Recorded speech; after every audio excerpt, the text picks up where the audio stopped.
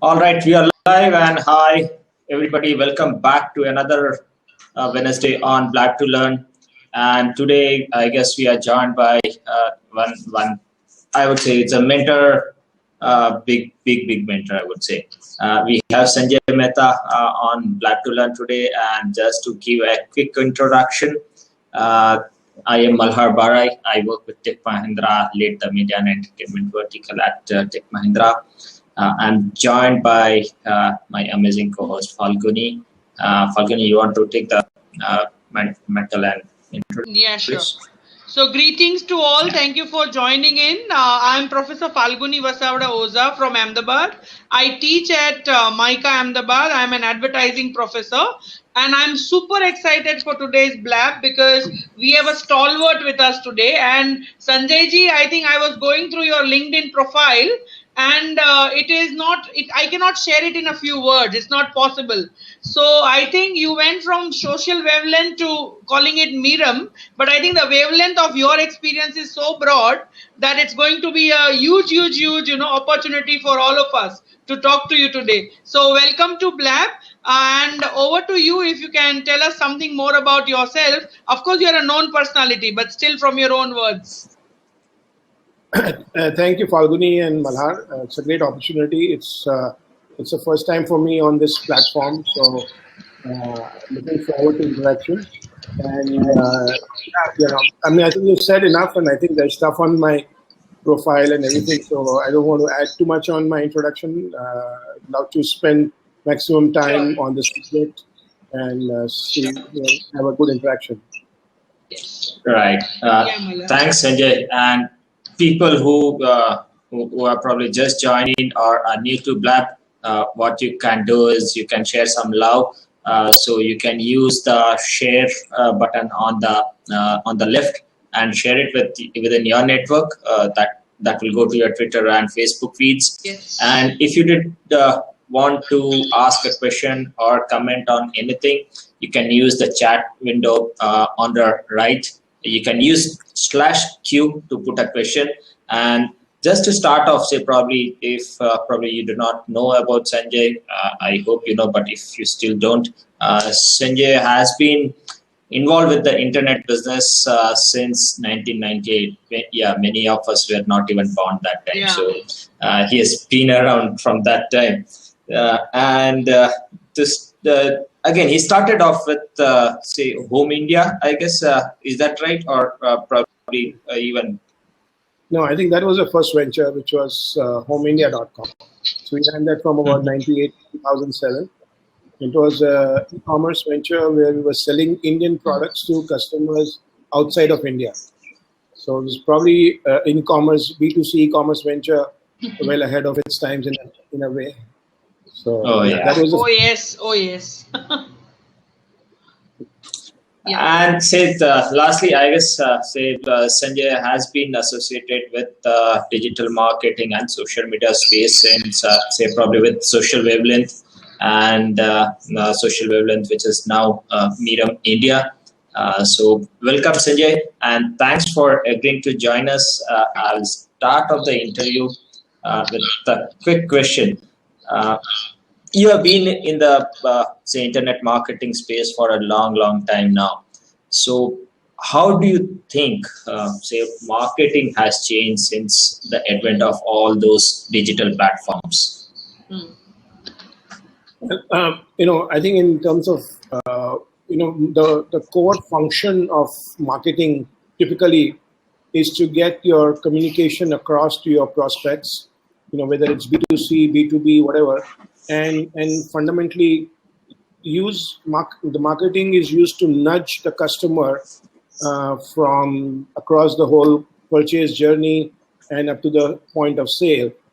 Now that's typical marketing, and what digital has enabled us to do is to do pretty much all of those things very efficiently, being able to reach a larger audience more effectively, more efficiently.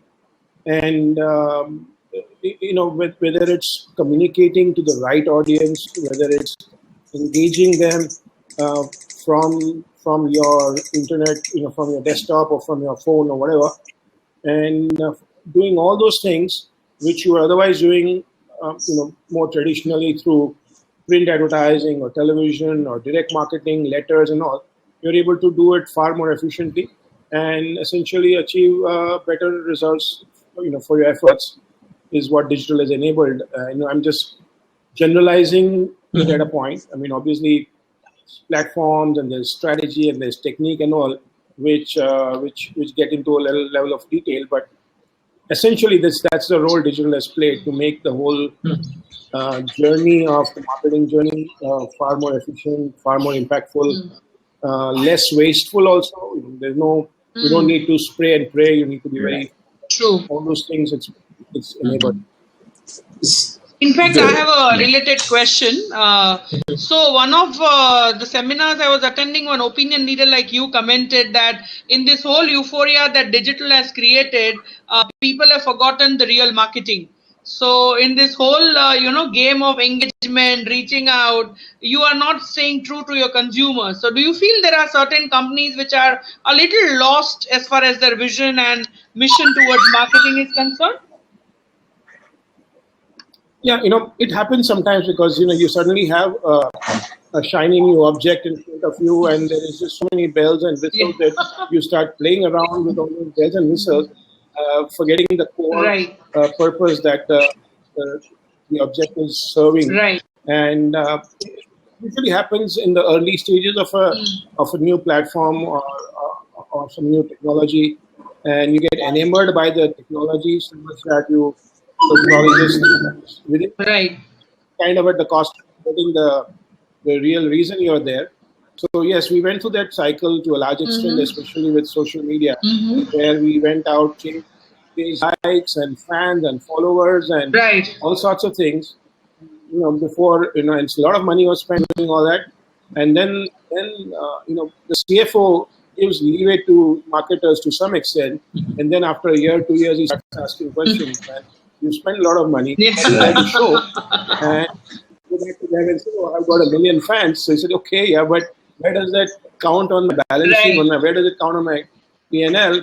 And that's when you suddenly faced with the hard fact that hey, somewhere you lost a lot. So it happens. I think.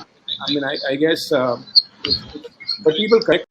Because, luckily, CFOs don't give them beyond a point. So when they start asking questions, you get marketers back on track and they start looking at the core objective of marketing. Great point. Falguni, you had another question? Yeah, I was looking at the agency culture. So like most of the agencies have, started adopting digital. They have said we have a digital arm. But do you think the agency scene, and I'm talking about your conventional full service advertising agency, and unlike a digital agency, but the advertising agency, are they like fully ready for the change in terms of platforms, media executions, understanding of the digital natives versus the digital transition publics? So do you feel they have the right knowledge or they are lacking somewhere? I think it's a difficult journey for them, undoubtedly. So we've seen, so from the time we started Social Wavelength, before we became Viram, it was called Social Wavelength, as you mentioned earlier. So we started way back in 2009. And from the very early days, we have been partnering conventional traditional agencies. And we've seen the transformation that the agencies have gone through. And, very early days, they were just happy to take us with them and front us because they kind of didn't know much and they were happy to have us and allow us to do the content. And of course, at the point they said, this needs to be, we can't just let an external agency, a digital agency come and take the limelight, or, we need to also be. Some of them started to prepare themselves in different ways. And I've seen different agencies trying to do different things. So, of course, what traditional route a lot of them have taken is acquisitions. And now, while that works fine in the sense that as an agency group, they have digital within their fold, but that doesn't mean that the traditional advertising agency folks necessarily become any more digitally savvy. So they're still sort of struggling. So that's one route. The other route is that I know some agencies who have chosen to bring in beside the agency and will attempt that digital expert will train the rest of the folks. And it's an interesting effort. I mean, it's not, I don't discount it. Except it's easier said than done because, first of all, everybody needs to spare time. It's not something which you read a book and learn. You need to dabble, you need to actually jump in, you need to make mistakes, all of those things. Now, if you were a traditional copywriter, if you're a traditional creative guy, if you're a traditional planner, you have a day full of business of your own kind. So where do you have time to do all this and seriously experience and learn? So while institutions have tried different things, it's not been, I don't think that anybody has really got a lot of success. But what's happening is that a lot of them now, when they're recruiting new people, and they obviously, then they start recruiting today new talent. A lot of those new talent is digital native. So those people bring with them freshness and new look, a completely native look at digital.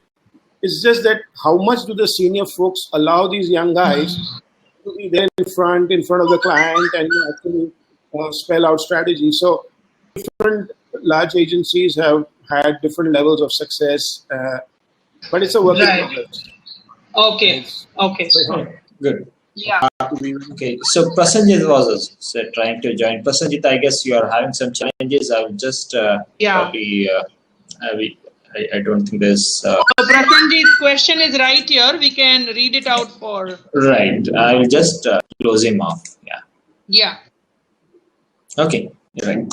So sorry, Prasenjit. I guess you need to work a little bit on the internet. Yeah. Right. So the question, Sanjay, from Prasenjit is: does social media marketing really build brands, or it is the brands who have to compulsory be on social media to connect to stay in connect where most of the consumers are?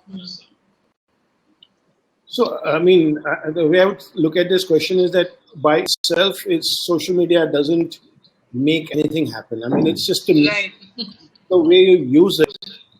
Just like you would use other traditional media opportunities or other traditional marketing opportunities. So, having said that, definitely for most brands and most domains, most verticals, social media does allow you the opportunity to reach your desired target prospects and engage with them, connect with them, get your point across to them, get your communication across to them. And if all of those can add up to creating the brand perception, the brand imagery, yes, then it can be done. Except you need to be extremely consistent and committed to doing so and not flirt with it. Unfortunately, a lot of times the perception is that social digital media is like a quick fix. So here's my here's my brand. Now it's not going to happen like that. You stay with it, work at it, and all of those times stay consistent, stay true to your brand, and continue to engage with the audience.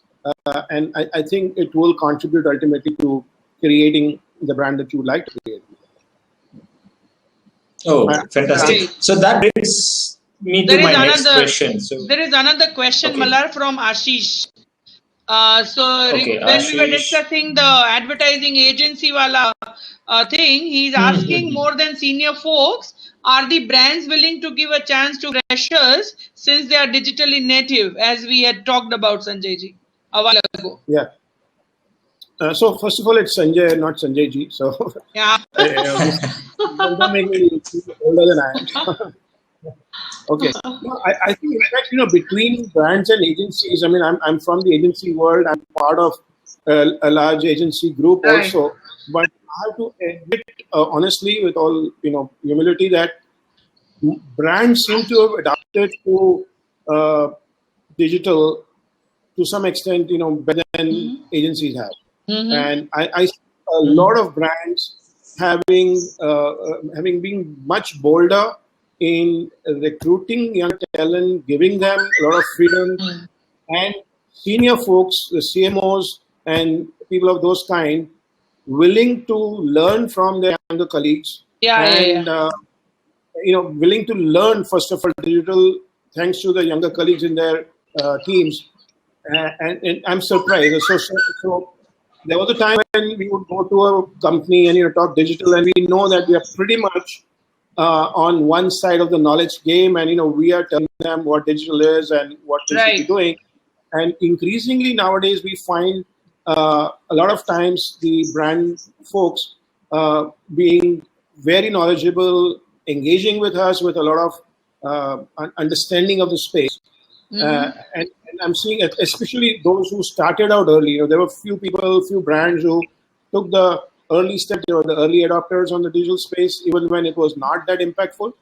Those guys are reaping the rewards today because they've learned and they are able to actually engage agencies like us really well. Right. In fact, I clearly understand what you are saying, because MICA has a digital specialization, and we have quite a few brand managers who come to recruit these 22-year-olds into their digital team, who are going to head the digital teams, and they're going to learn from them. So I think that's a welcome change. Yeah. No, Malhari was saying something. I find a lot of these same people you're referring to, your MICA students, often sitting on the other side of the table.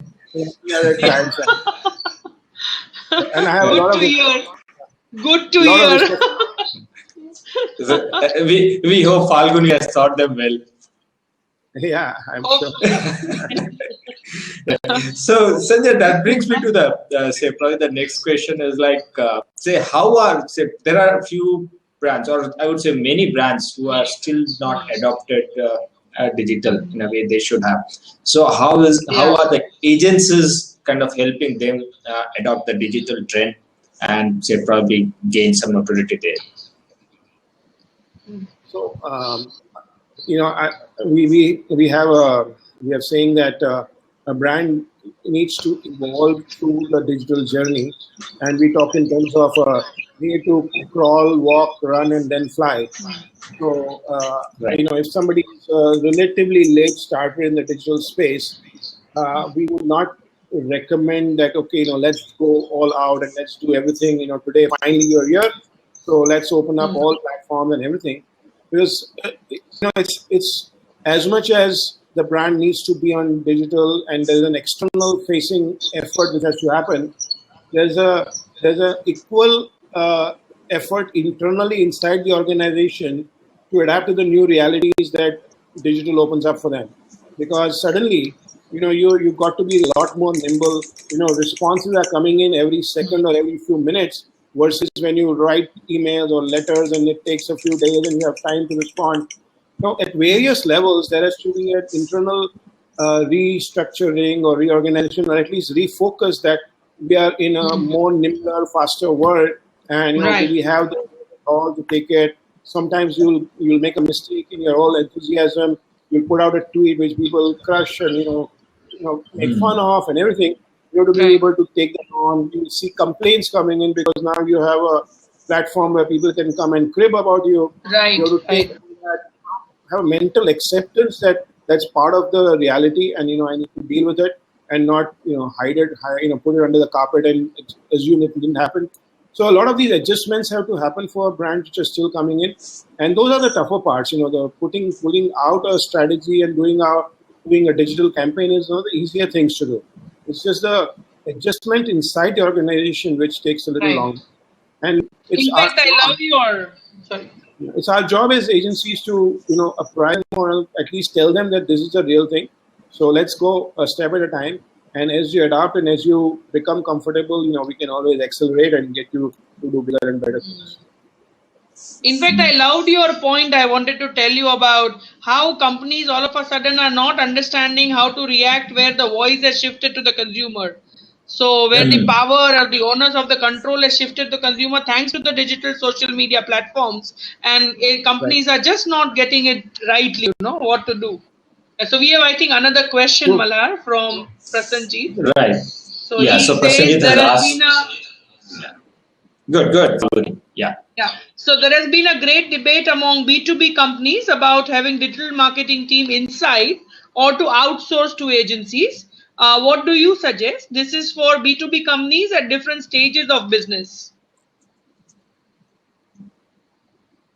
Hello. Yes, Yeah. yes, yeah. Yeah, So yeah. I guess that's a question that was kind of closer to my heart, also coming from a B2B company. Right. So yeah, I'm all ears. I think the discussion about whether to outsource or to keep it inside, I think is a discussion which is probably irrespective of B2B or B2C. And I'll come to the B2B part as Yeah. well. I mean, that's a question which any company needs to, any brand needs to face, simply because you know, on the one hand, digital and social media and all is extremely real time.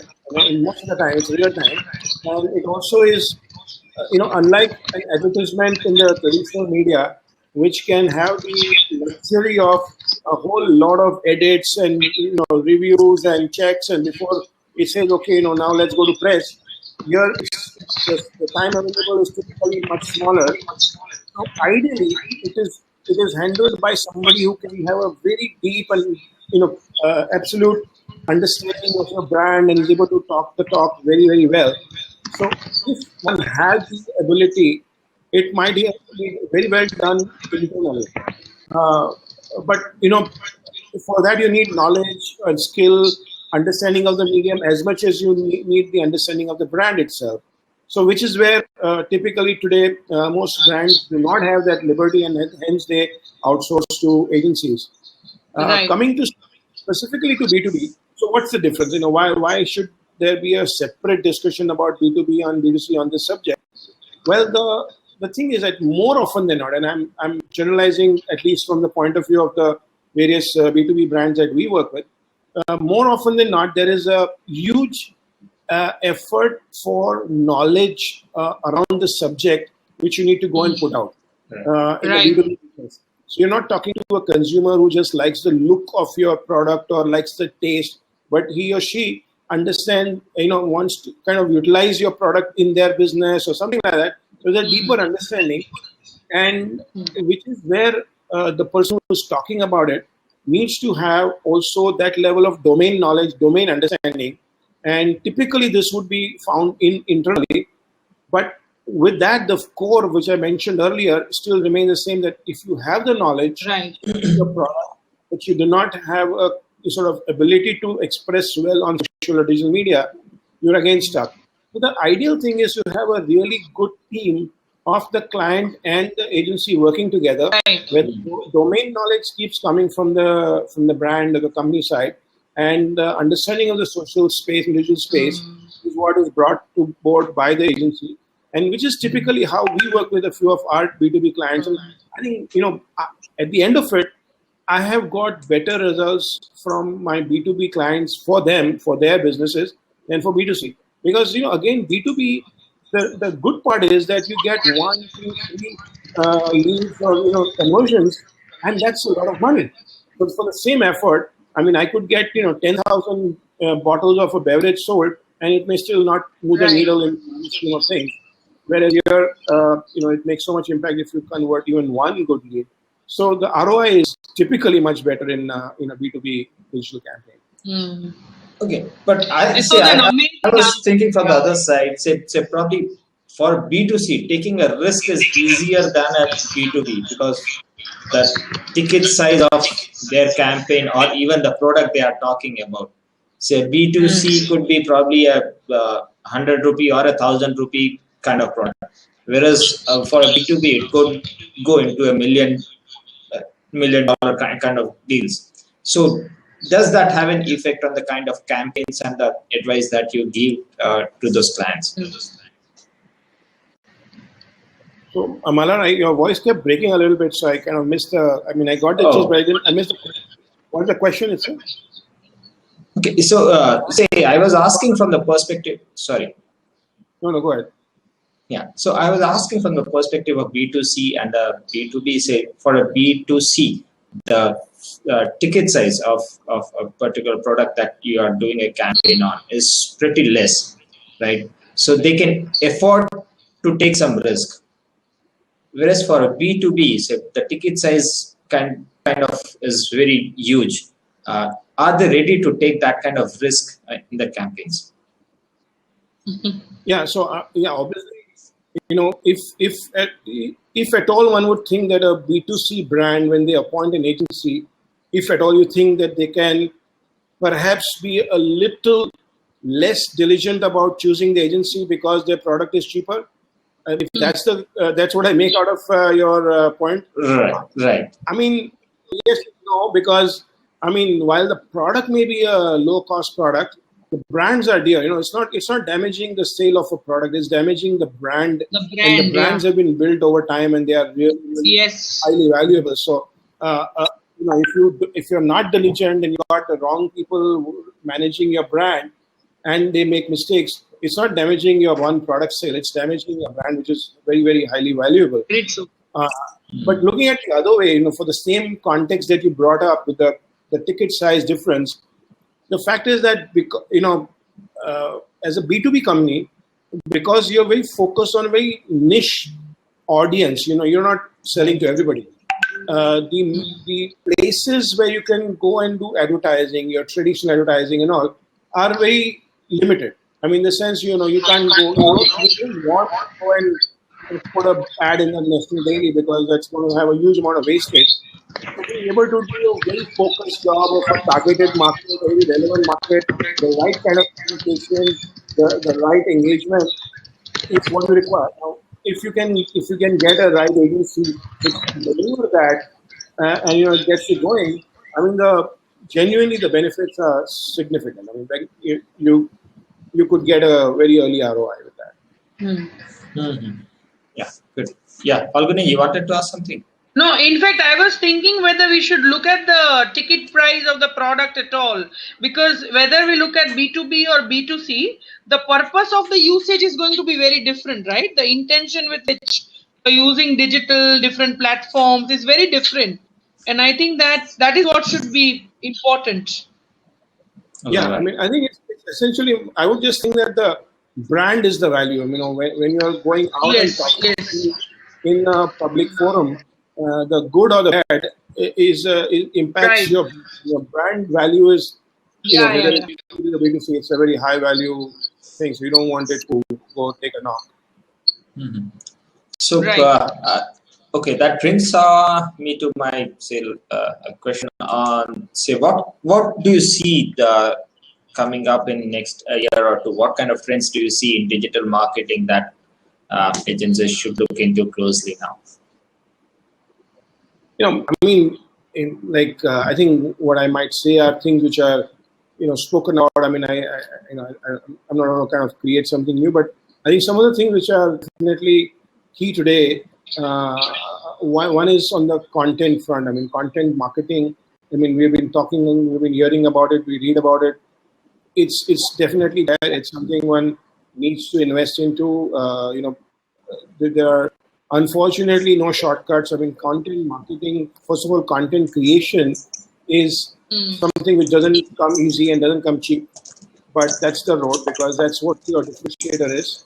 And it could happen in text, it could happen in images, infographics, white papers, case studies, presentations, videos, whatever. All of that is something which is making a difference, it's making an impact. So investing into it and then finding interesting and right ways to distribute it so as to reach the right audience. So that's one, that whole gamut of content marketing, creating, reaching, relevant. Second, of course, again, I mean, something that would not surprise anybody, but still repeated for the sake of repetition, is that it is all mobile. I mean, today it's the mobile world, so we've got to think mobile first. True.